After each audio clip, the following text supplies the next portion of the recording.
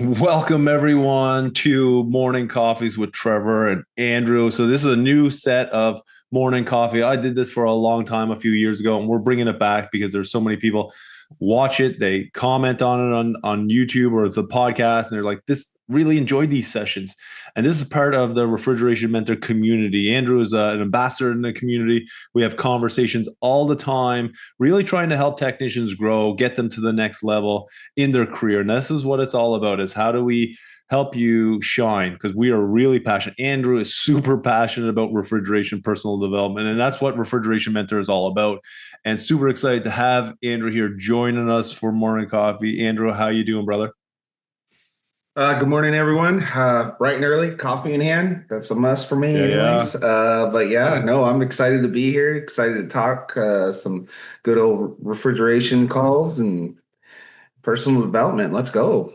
Yeah, no, I love it. We do lots of talks in the community, in the refrigeration mentor community, and if anybody is looking to find some mentorship or find some experts like Andrew, and we have Aiden and Noah and Michael. There's so many different ones in the community. It's refrigerationmentor.com/hub. You go check it out, see if this is interesting to you, because a lot of the techs, they'll send pictures in, they'll send videos in, and Andrew will help answer them. Aiden will help answer them. I will help answer them, because what it's all about is a community to grow, to get better, and to really level up. Because even if we've been doing this for 20 years and we're still learning every day, there's always something new to learn.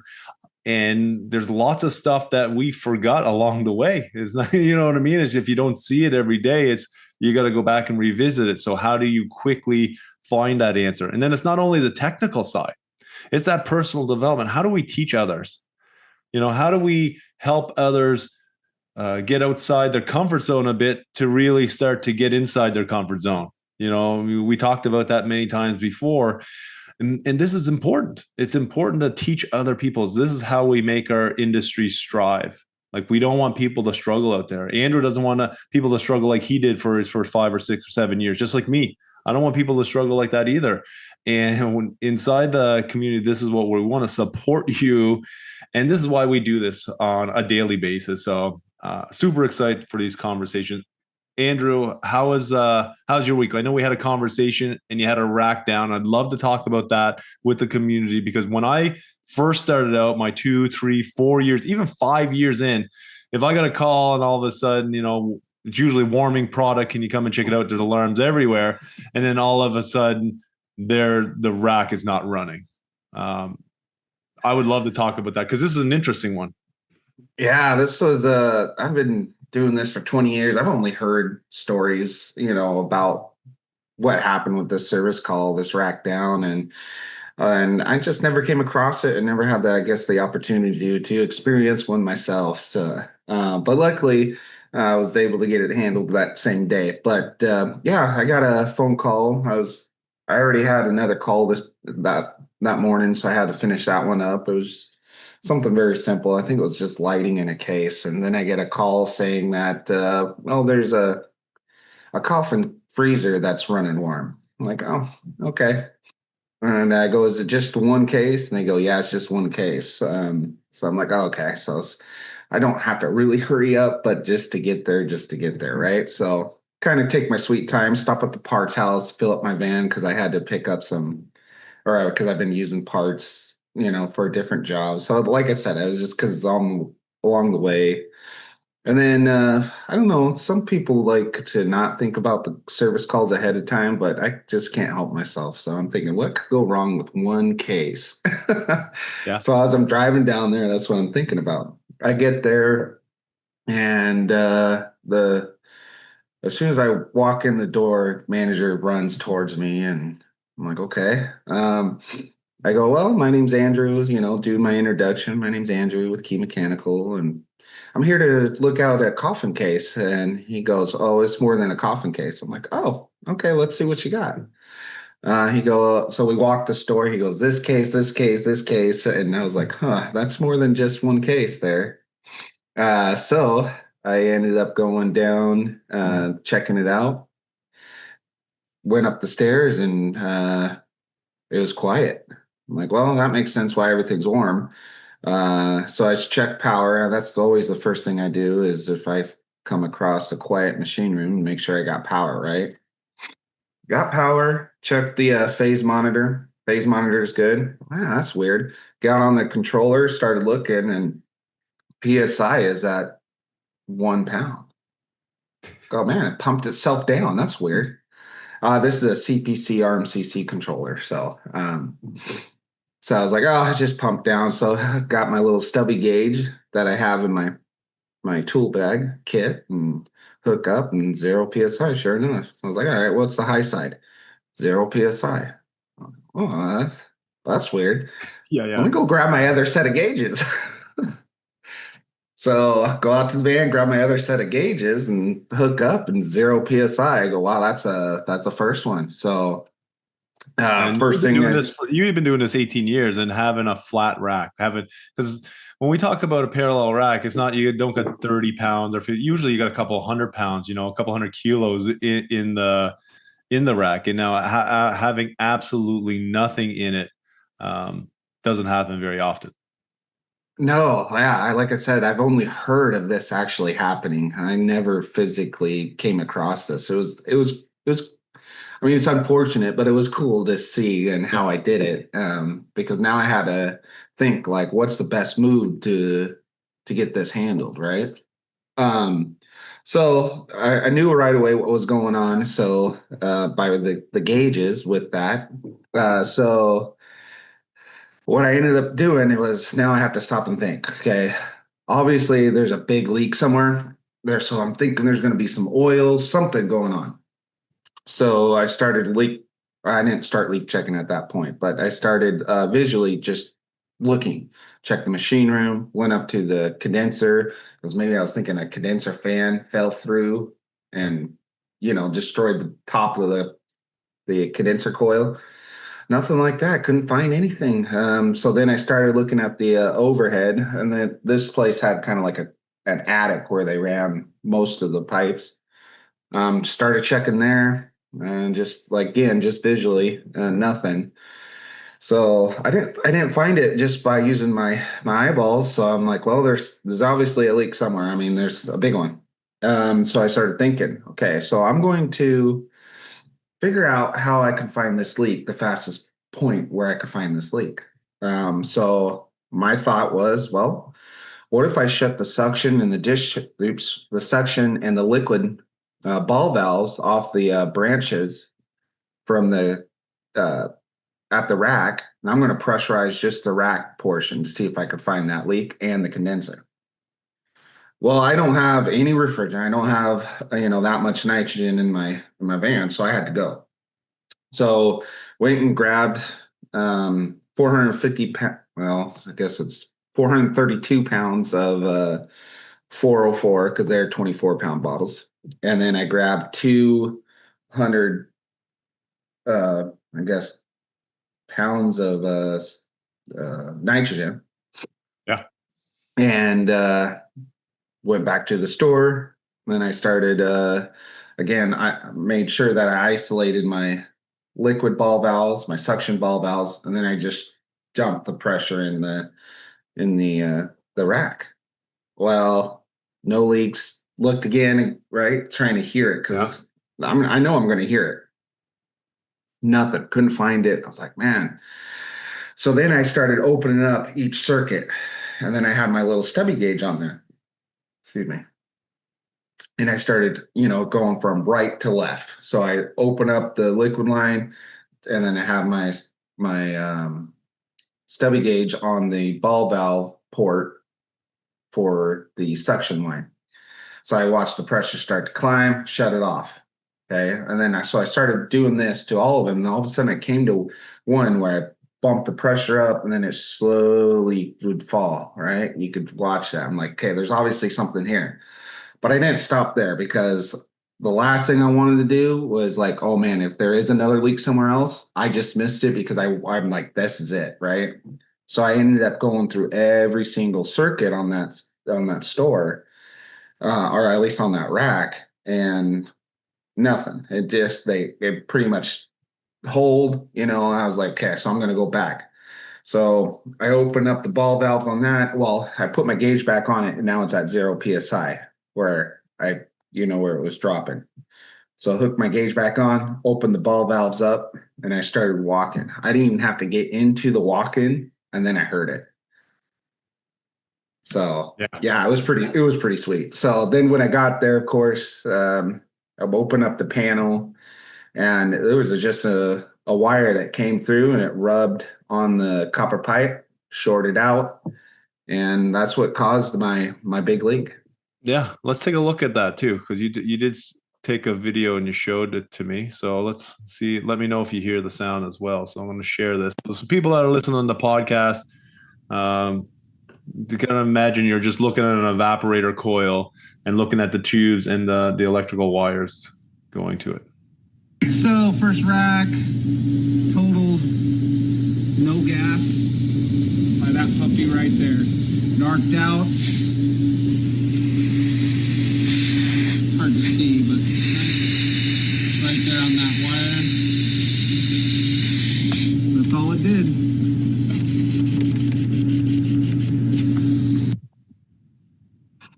Yeah. So if you're listening on the podcast, imagine that, like how that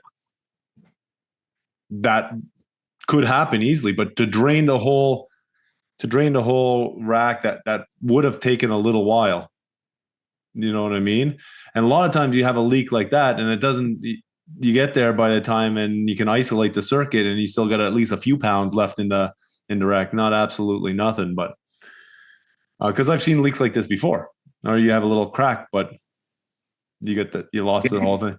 So what was that conversation with the customer now? Because that's another thing. Like if I was a second year or a third year, you know what I mean, or even a new journeyman in a rack down like this, first of all, I probably would have been calling for help. You know what I mean? I would have been stressed out, especially if it was in the middle of the night. But you did it right too. Like you isolated it. You checked the rack itself with nitrogen, because it's not a super big rack, but it's a decent size, system. And then you checked each circuit one at a time and didn't stop there. You went the full way. Just like when you're checking TX valves. If you got one plugged up and you got 5 on one circuit, you check all 5. That's it. Just pull the pans. It takes longer, but you make sure if one's plugged, most likely the other ones have some dirt in it too, as well. So, what was that conversation with that customer? Because this is something that I used to be stressed out about. You know what I mean? It's like, man, this is a big cost to the customer. You know what I mean? And not only the refrigerant cost, but potentially product loss costs, things like that. Do I call in trucks to get them to start loading stuff up? They had other circuits there and other walk-in boxes and stuff, I think you mentioned, but that's what I worried about. You know what I mean? I don't want to lose any product for them. You know what I mean? And I want to get them back up and running as fast as possible. So kind of what was that conversation you were having with the customer to keep them in the loop?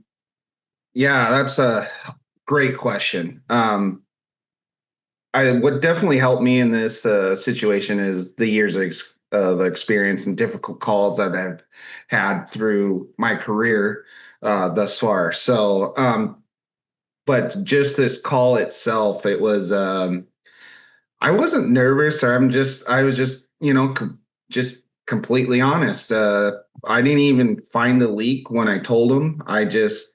Because the whole store is down. The whole low temp part of the medium temps is a dual rack. So there was only I think there would maybe be one walk-in cooler we're running, and then the beer section was cold, which is important, but it's just like out of all of it, the beer is probably not the most important pieces, but it just happened to be because this is a 2 rack with 4 different suction groups. But anyways, I just told him, I go, this is where we're at. I mean, I go, you got a massive leak somewhere. You have no refrigerant in there. And this is the steps that I need to do. First, I need to go get the stuff. I need to find the leak. I need to repair the leak. So I gave him a game plan, what my plan was at that moment in time. But just being cool, level-headed, knowing what you need to do and explaining that to the customer, I think that's the best way to attack it. They were they were wondering what happened right away, and I didn't have that answer, and that's what I told them. I go, I don't know I don't know how it happened, but I know what happened. And I Yeah. go, as soon as I know what happened, I'll to let you know. But this is where we're at. This is what I need to do to get you running. This is what I got to do. Yeah. Yeah, they were definitely panicking, I guess you could say, because when you hear your rack, it has no refrigerant. I mean, that's a It's the worst thing. big, Yeah, that's the worst thing yeah. the customer wants to hear. One of the worst things. Well, it is because now you got no refrigeration in a portion on it. And this is where for our jobs it can be very stressful as a technician, especially as a new technician, right? Because you have that experience where you're calm and you're collected, and you can't do anything about the situation at that point. You know what I mean? You want to do your best to seem confident in that, and you were confident. You didn't have the full answers, right? Because you didn't know, and you didn't make up a story or anything like that. You just tell them hands down, this is what it is, and this is my game plan. I like that. I get a question for you. How did you know how much refrigerant to pick up and bring back? Because that would be something too, is like, if I got a flat rack, what do I do? Because if you're stressed or you're panicking, really, if you can just, like you said, years of experience, you calm, collective, what is my game plan, right? We know we need to find a leak, but we also need to pick up supplies. And sometimes you're by yourself, you don't have the opportunity to call back to a shop, say, hey, can you run some refrigerant out? And so you had to do all this stuff, and it takes time to go do that. It's the best to build that game plan. How did you know how much refrigerant you needed? Boy, that just completely honest, I kind of looked at the receiver sides, and then I kind of gauged like where all the circuits are going, and it was honestly just a guess. But not a full guess, because like I said, I've been doing this for 18 plus years, almost 20 years. So I kind of, you look at the size of the rack, you look at the receiver, you just follow kind of the pipes. I don't know. It's just you kind of get in tuned with the systems the more you work on them. And they're, of course, none of them are the same. I'm not saying that, but Yeah. you just kind of get used to like what it is. I knew it was going to be somewhere to 400, 500 pounds, and I almost got it right in half. So it was just a guess and an Yeah. educated guess.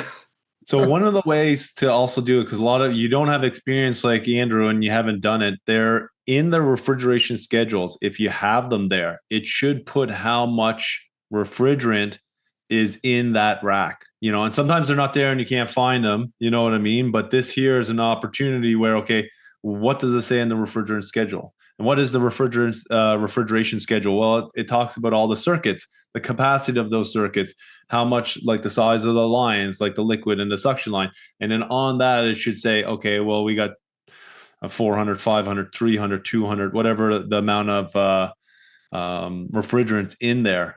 So this is something that, okay, you need to check. And this is something where you could be potentially, you don't have that in there. Take a couple of pictures of the size of this. Just say you're new. Take a couple of pictures like Andrew did, like he looked at it, but take a couple of pictures of the rack, the size of it. You know what I mean? How many circuits it is, and then send it maybe to someone at your office. Like a senior technician. And then at that, or the other time is trying to call that manufacturer as well to get the refrigeration schedule. A lot of times the stores do have it, but sometimes it's not, you can't get it as quick as you need it. You know what I mean? But you can always get the customer to try to help out, because they may have that stuff depending on the size of like if it's a big retailer or if it's a smaller store.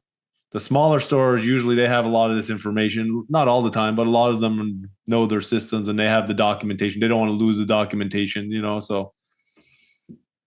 Yeah, no, I agree. The refrigeration schedules are life time saving. Like, I mean, it's just they're great if the store has them. Unfortunately, this store did not. This is an old store, so then nothing was there. It's just no schedule, no PNIDs. I mean, literally, it was just a rack. Unfortunately. Yeah. And another thing you could do is take your measuring tape out as well and size the length of it. If you can't, the length, the width, and the height of the receiver to give you a good idea. And even if you don't get it perfect, right? As long as you get enough to get it up and running to give you time to go back out and get more to do to top it up. Yeah, I mean that's the main thing is product integrity, and then whatever we can do to get it going at that moment in time with that situation. I agree with Trevor. Even if you come up short, but we're maintaining temp, at least you can go and grab more. I mean that's no big deal at that point because now you got the major part fixed and the store's running.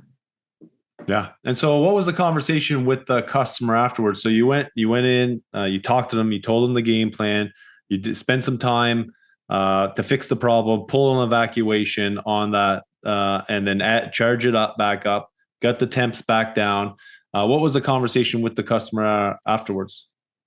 Yeah, so there was one in between. So as soon as I did find that circuit that was blowing, he happened to be right there, so the conversation just was natural. I didn't have to go find him or anything. The store manager. So Yeah. I ended up telling him like, "You hear that? That's my problem right there." Yeah. So That's good. yeah, so he heard it, and then of course I pulled the panel off, snapped some photos. I did that little video as well, just because I wanted documentation for myself. That's right.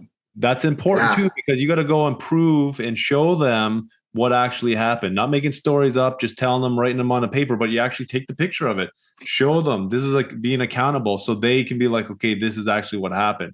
And then it just shows you that you want to show them a higher level, bring in the more values. Like this here, this is exactly what happened. And then that there is just going to help their confidence with you knowing what you're doing. Yeah, I mean, it's super easy to do all that. It's literally probably in your pocket. So, I mean, and a lot of customers definitely want to see proof, and that just shows evidence of that you are doing exactly what you're telling them. So if there's any question about it, um, who knows, customers, they can be a little, they're hard sometimes, and they could say that we were there a week ago and we caused that, and then I go, well, this is proof right here saying that it's not. It just covers your company. I mean, it just all the way around, it just shows professionalism, and that's why I think it's important to documentation. And then if you're kind of like a nerd like me or a passionate, I like to document those for my own. So then I could go back and I'm like, oh yeah, I remember this call and what I did. Yeah. So because you have to reflect. You got to look back on what you've done. You know what I mean? Just so you can remember it and visualize it. Okay, this happened. So you keep that, because you might not see this for another 5 or 6 years. So, but if you go through it every once in a while and be like, oh man, I see that and I see that, and it just helps. And this is what I talk about in the training. Is you've been in many of the trainings, is like you gotta just continue to review, continue to look at it. It's about continuing development, even though you did it 2 months ago, 6 months ago, 8 months ago. You got to do it again and again and again and again. That's how you get better. It's reps, like going to the gym. Like I went to the gym this morning and I did a bunch of reps. You know what I mean? It just consistently do it. But if I stop for a year, then I'll be back to like where was I at? You know what I mean? But that muscle memory, like from the gym, is the brain memory, refrigeration memory. It comes back real quick, but you just got to keep doing the reps, which is pretty awesome. And like I said, that's why lots of students that come into the courses, the ones that just keep doing, go out into the field and try it, and then come back, and learn a little bit more and go and try it again. It just gets easier and easier over time, because our roles are not getting easier because we're taking on more. We're taking on more today as technicians. And I think it's not only in refrigeration, this is in the world general. Everybody wants things done now. You know what I mean? Like right away, like email, like we respond back right now. You make a phone call, they want someone to answer the phone right away. But it's just that it's convenience today of seeing things happening. So we are taking on more as technicians than ever before. But if we can be professional, if we can talk to the customer, I love that you had multiple conversations with the customer before the job, before you even fix the problem. You know what I mean? And that open communication really, I know for sure, builds the relationships.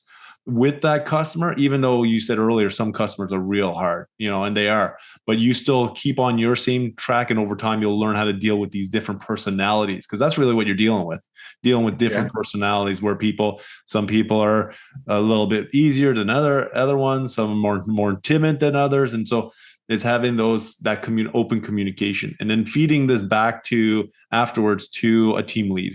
And this is where I want to dive into, is kind of those team leads being able to support, say, a younger technician that comes up with this problem. So if you were that 2 or 3 year apprentice, or you're that new journeyman, and you get a call like this, or they get a call like this, but they phone you as a senior technician, how do you help be like a better mentor to them in this situation, help build their confidence so they don't feel overwhelmed? You know what I mean? Because for sure, even 5 years in, I would have been pretty overwhelmed with the rack down and all the product, and the freezing product is warm. You know what I mean? Or warming up really fast. How can you be a better mentor as a senior lead? That's a great question. First, what I would do personally is put myself in their shoes. If they're 2, 3, 4 years in, I know where I was at that point. So I would revert back to myself at that point. If I had a rack down completely flat, I'm probably calling in full panic. Like, I got a whole rack down. I don't know what to do. Like, what do I do? So it's just, that's where I put myself. So knowing what I know now, I would just probably have to calm the individual down, and then just do baby steps until he or whoever just calms down. Okay, what's the problem? Why is it? How do we fix it? And let them explain what their thought process is, and then just kind of guide them. If it is wrong, just guide them to a spot. I mean, I am a big fan of educating. Obviously, I mean, I love this stuff, so I'm definitely a huge fan of educating them. But I don't want to give them the answers unless it comes to a point where they're completely just, this is what you need to do, a step by step. So sometimes that is that way, where they don't know what to do. So you give them, step A through Z, this is how I want you to do it. And that's fine too. Because they're still going to learn, even if you tell them what to do step by step. But if they're, 2, 3, 4 years in, they have a pretty good understanding of what's happening. It's just, like I said, it's that panic level where they know what's going on, but they just don't know what to do. So just guiding them they already probably know what to do, just guide them. And then that's probably the biggest thing that I would probably work on if I got that phone call myself. Yeah.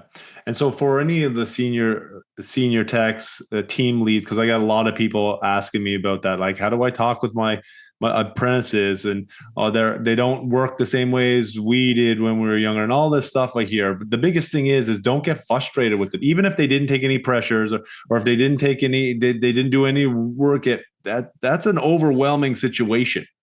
They could have the customer just screaming at them, why weren't you here an hour ago? I called you 2 hours ago. How come you weren't here? My product's warm. And you get that stuff. You know what I mean? So it's really, like you said, put yourself in their shoes. You know what I mean? And be a coach, be a mentor, which is hard sometimes because you got 17 other calls holding, and you're like, you've been doing this for 5 years. You should be able to solve this problem, But when you're stressed and you're sometimes overworked, and not only from work stress, there's lots of personal stress with our jobs as well, So how do you separate that? So as a leader, you got to be a coach to them. You also have to be a coach. And I hear this all the time. Well, they don't learn. I keep training them.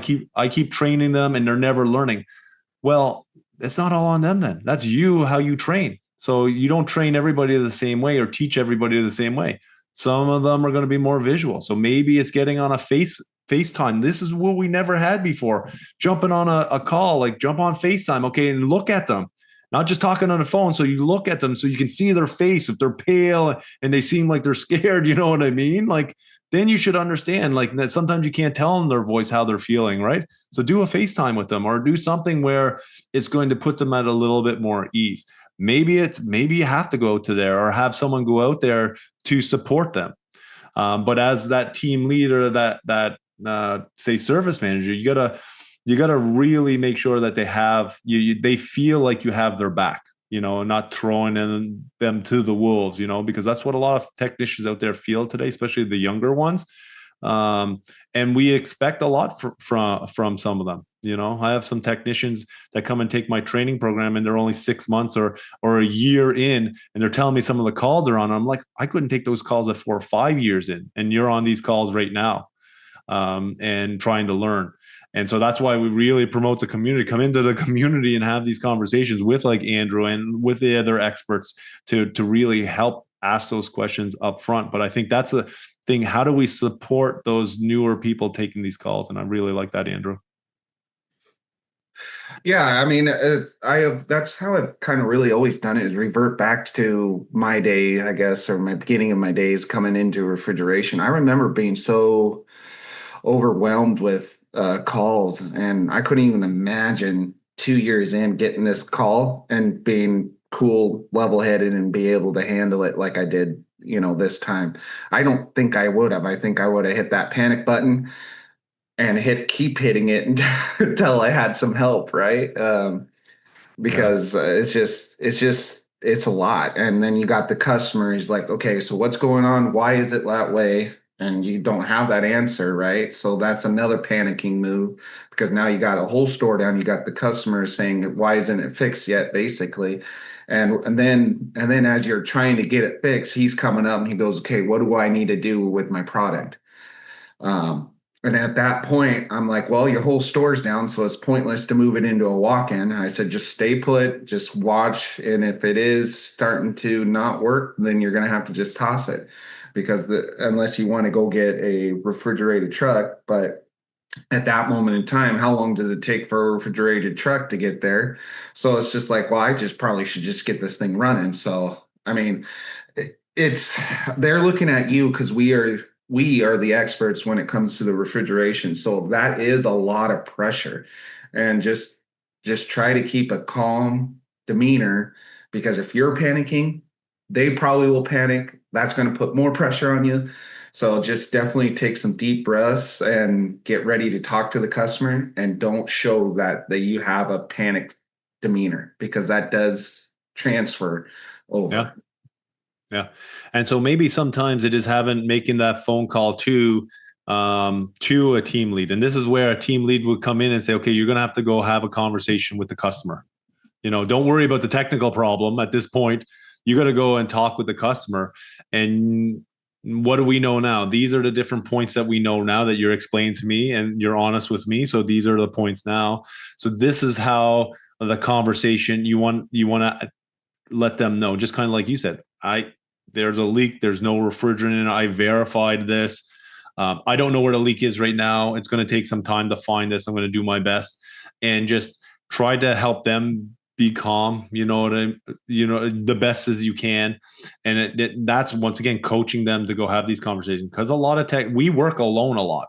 Do you know what I mean? So a lot of technicians are introverts. You know what I mean? We're in our van, we're in our own world, and we're not. And I shouldn't say a lot of us are, but there's lots that are, so talking to people is hard as well. We're timid talking to the customers if you never did it a lot, even though the more you do it, the easier it gets.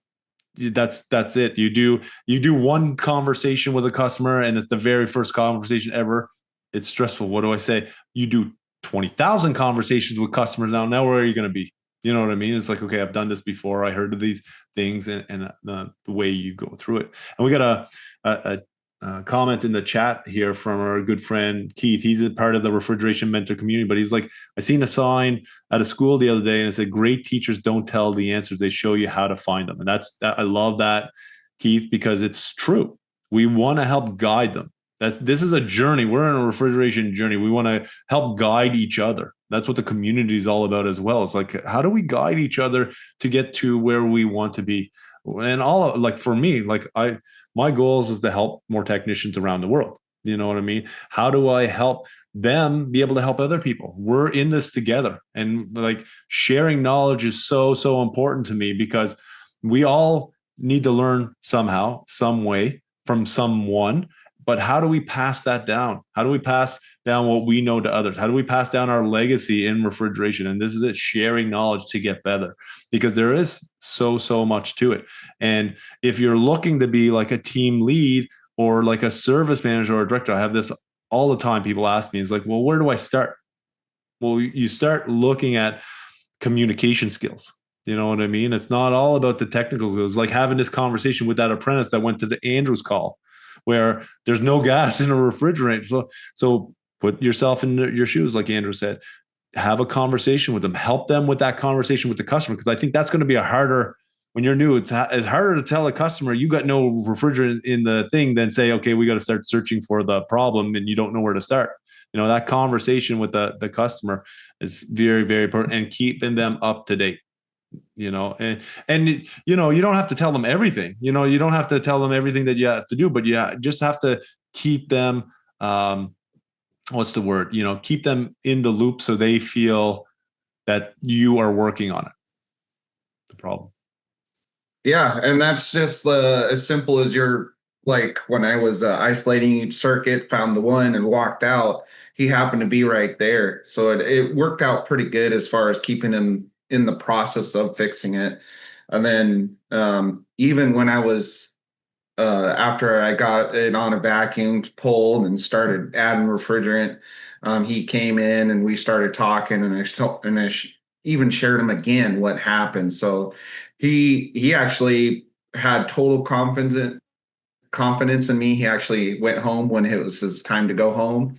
So I didn't know that. I was like, okay, I'm done. Can I talk to so and so? And he's like, oh, he already left for the day. I'm like, sweet. Then that there, if he was uncomfortable with, I guess that situation, he would have stayed until he knows. You know what I mean? So I felt pretty good on that. Noticing that.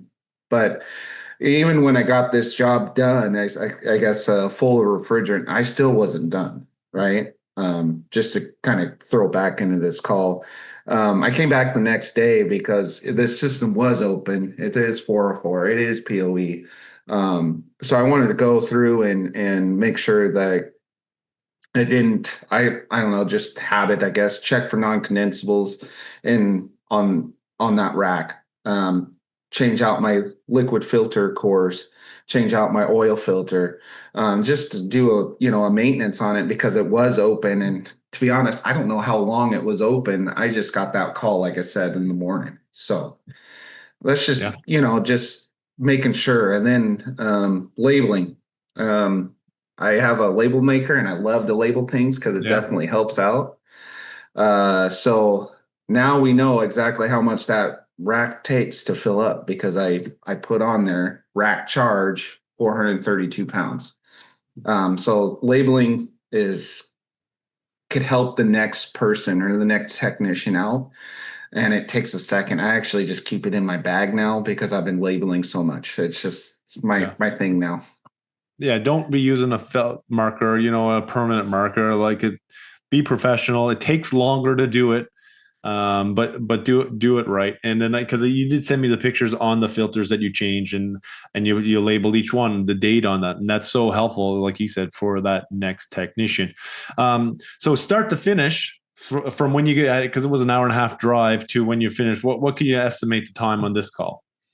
I think I only got 8 hours into it, as far as when I ended my first call and then driving all the way there, figuring out what was wrong, going grabbing refrigerant and whatnot. And all said and done, within that first day was 8 hours. And then I came back and changed the filters and stuff and driving there. So another 3 hours. So 11, 12 hours for completion.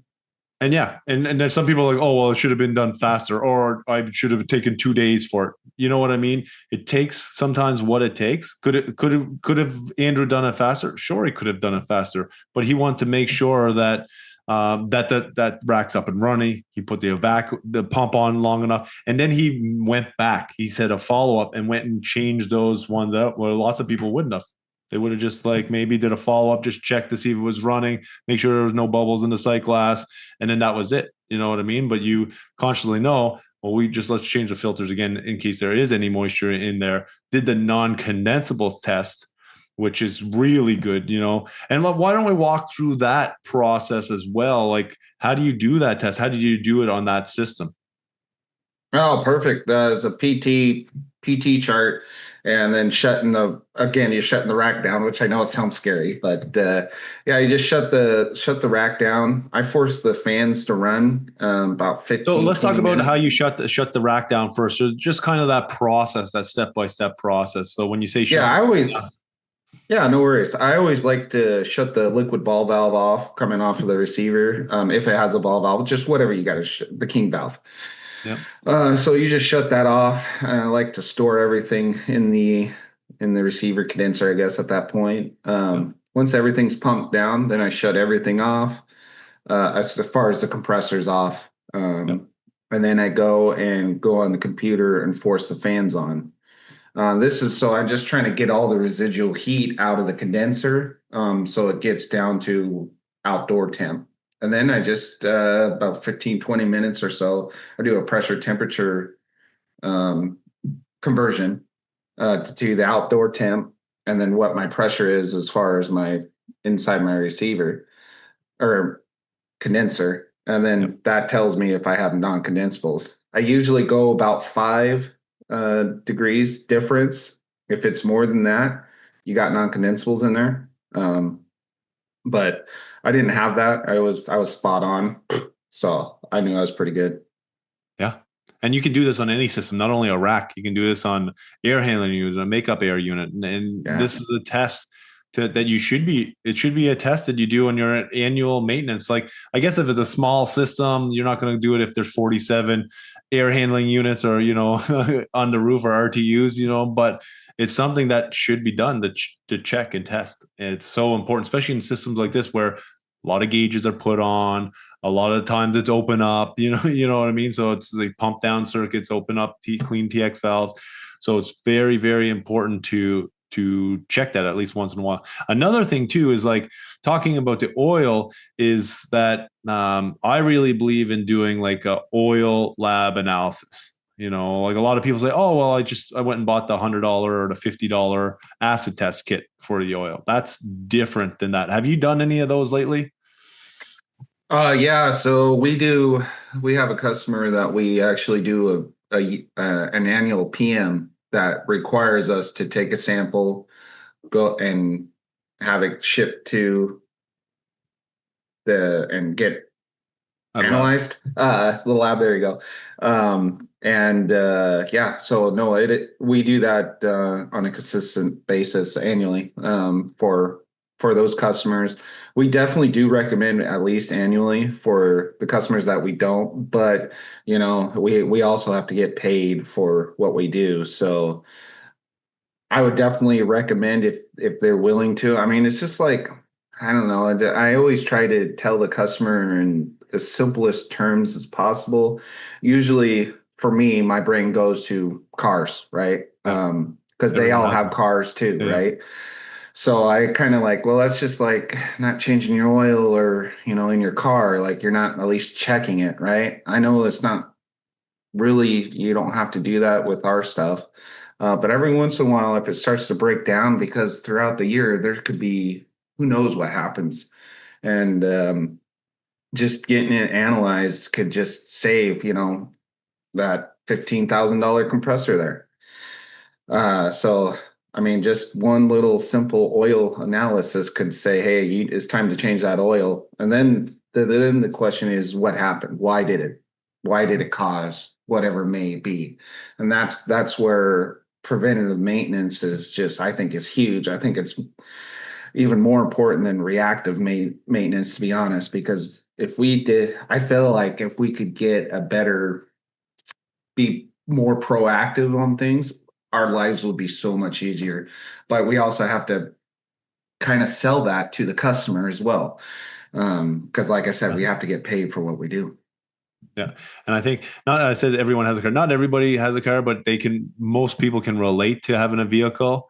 And the thing is that we are the number one salesperson for our company. Like I used to think, oh, I'm not a salesperson, even though I had tons of sales jobs before I got into refrigeration. I'm like, I'm not a salesperson.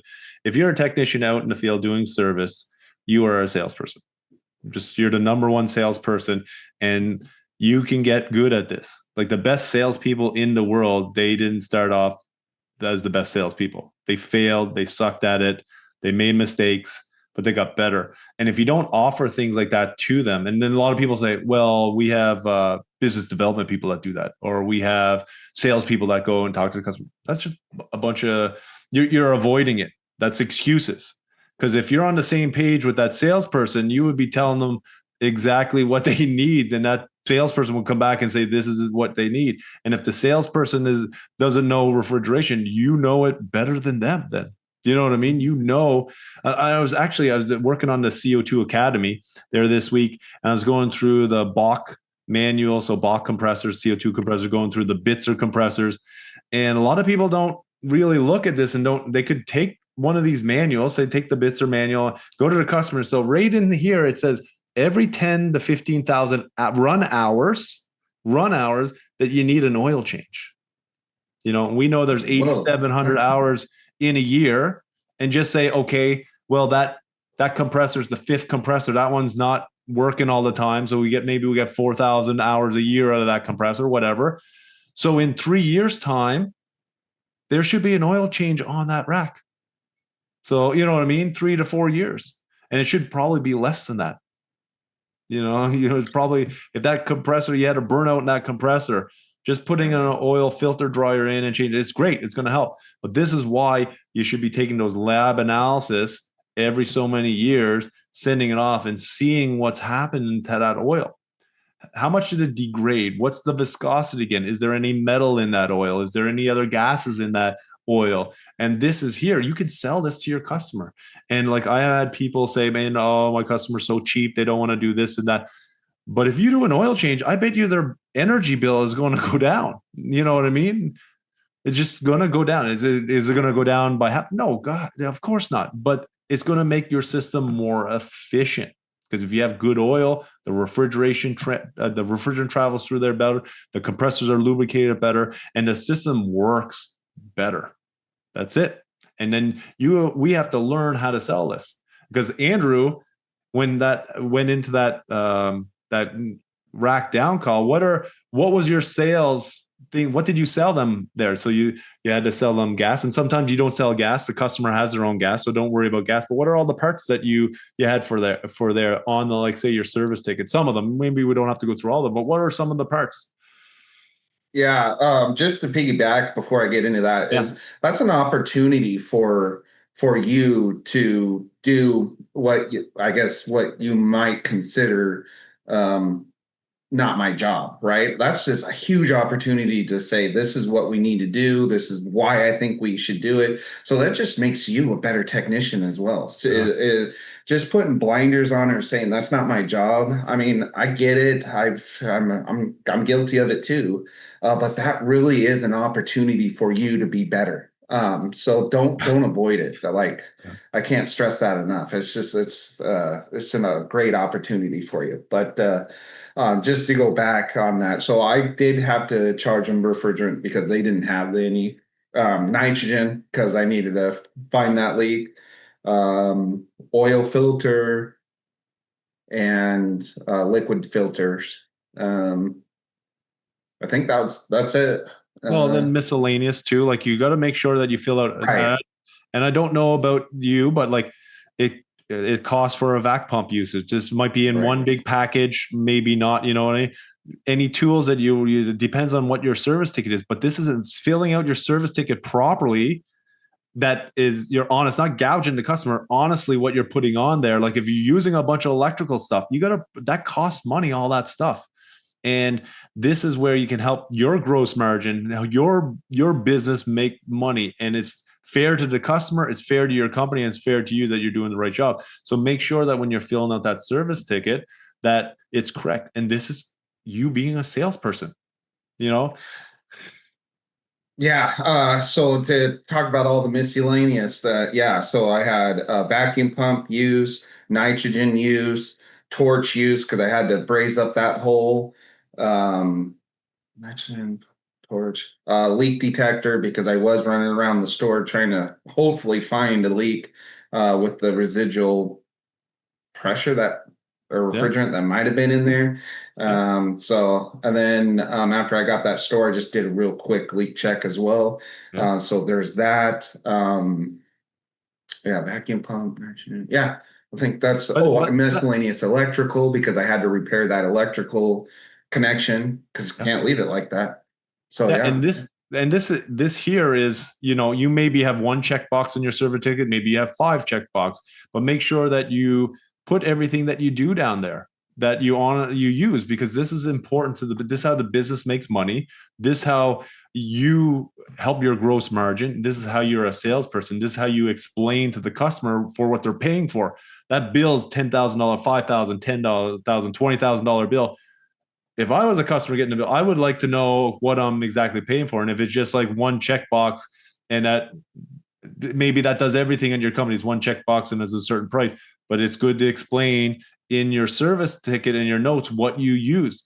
And over time, you'll get used to it. Okay, this is what I actually use, right? Because all these tools are very expensive and you need to be skilled to use them. Like, you don't just learn, you couldn't just give them a recovery unit or a vac pump. How do you, here, go set this up to the customer? You know what I mean? These are specialized tools that we use, that we're trained, especially trained on how to use. And it costs to maintain them, right? It's not just one and done. I mean, you got to change that oil. I think if I remember right, they recommend changing that oil every single time you use it. So that's a cost. That's a cost to, your company and yourself or whoever, that doesn't just come. I mean, that you have to get paid for that. Yeah, I have to agree with Trevor. And then on the invoices too, what I feel like is super important is get make, model, serial number of the unit. That's like the first thing that I do on any service call. Those are my go-to. Explain to them what happened below, but definitely always get the make, model, serial number on your service ticket. And so do you, in that one there, would you put the rack on there as well as that exact walk-in box number? Because you want to track everything. So walk-in box 10, do you put the model serial number of that evap coil as well on there, or? Yeah, that's a great question. On that instance, yes, I did the rack model because there's 2 there. So I just want to identify which rack it was. And then I said what circuit it was at, and then what evaporator it was at too.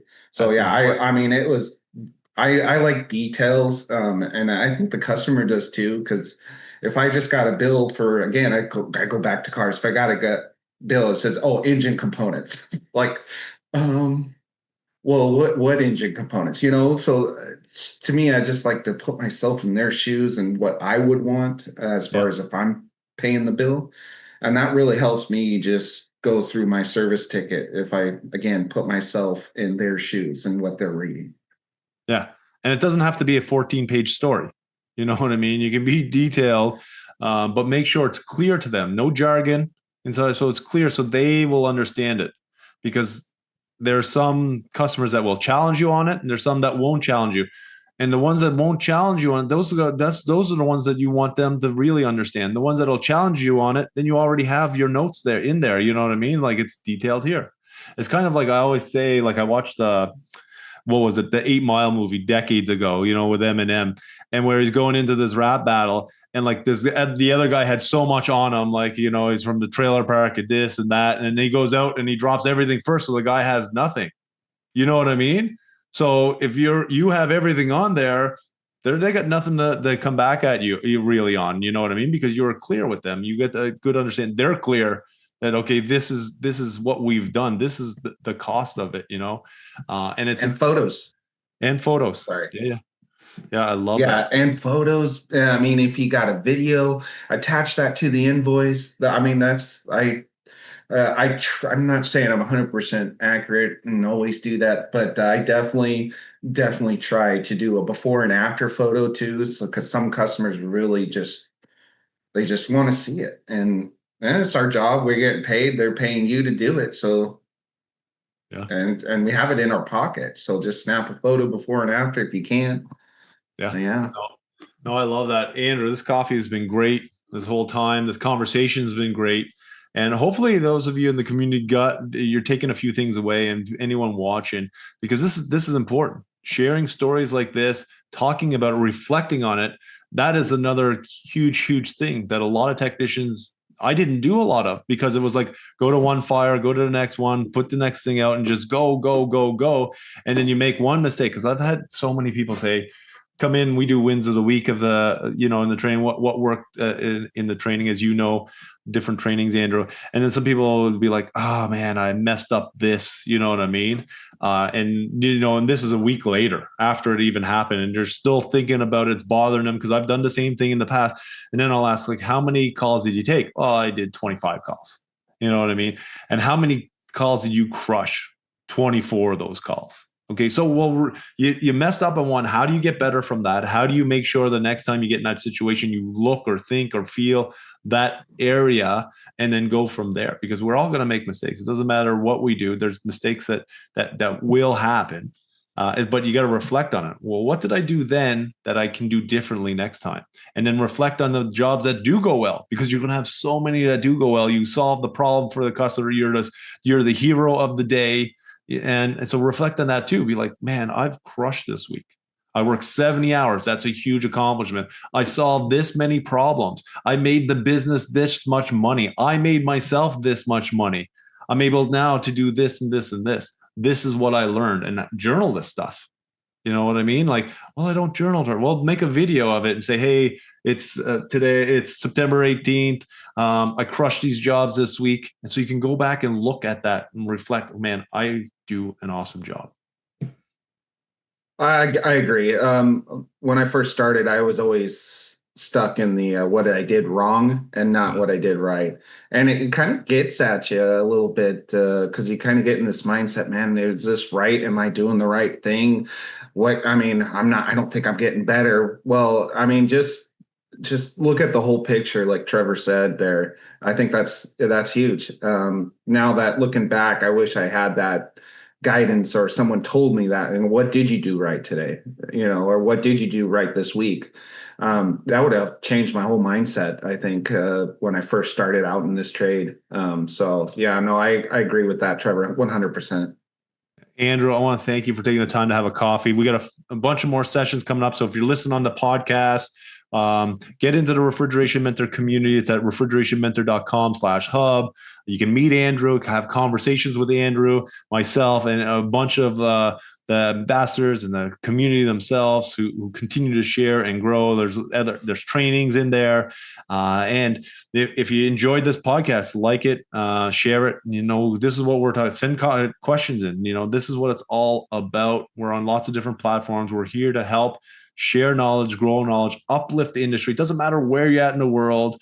We've seen the good times, the tough times, the learning times in the refrigeration industry, and we're here to help support you. What this community is about, is to help support you so you feel confident. You are learning every day, continuous growth. That's what it's all about. It's continuous growth.